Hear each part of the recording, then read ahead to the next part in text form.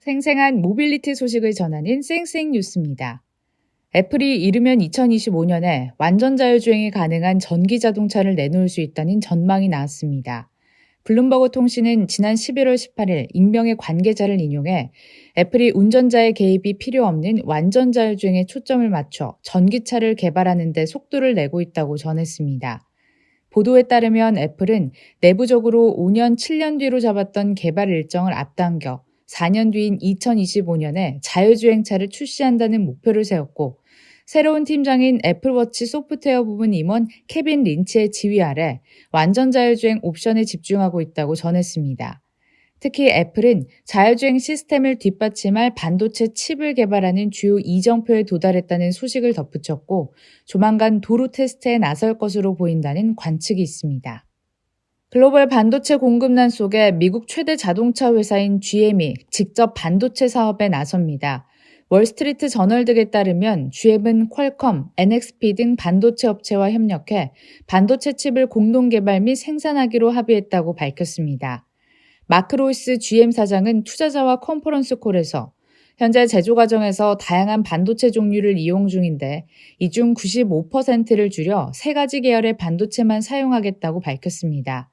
또한 이 같은 집중 전략으로 이들 반도체의 생산이 증가할 수 있는 데다 반도체의 질이 향상되며 공급에서 예측 가능성을 높일 수 있을 것이라고 설명했습니다.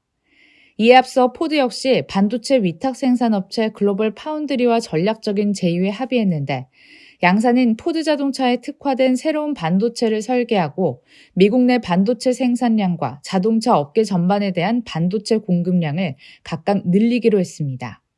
수소 생태계 구축에 집중하고 있는 현대자동차그룹이 그 일환 중 하나로 수소 관련 조직을 확대 개편하고 사장급 리더를 조직 책임자로 임명하는 조직 개편을 실시했습니다.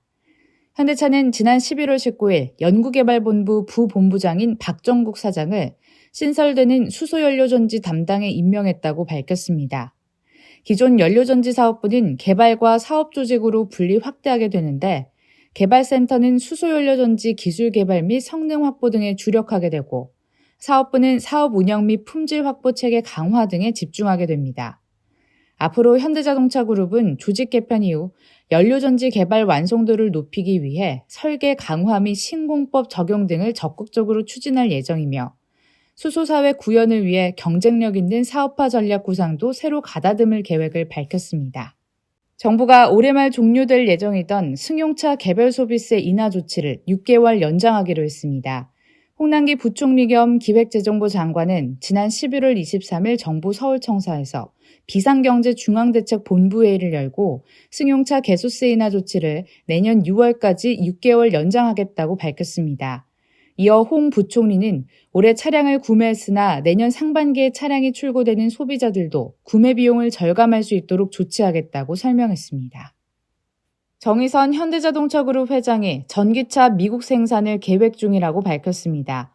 정 회장은 지난 11월 20일 김부겸 국무총리 주재로 열린 행사 이후 기자들과 만나 내년부터 미국에서 전기차를 생산하는 것이 맞냐는 질문에 내년부터는 아니고 계획 중이어서 그 시기를 보고 있다고 답했습니다.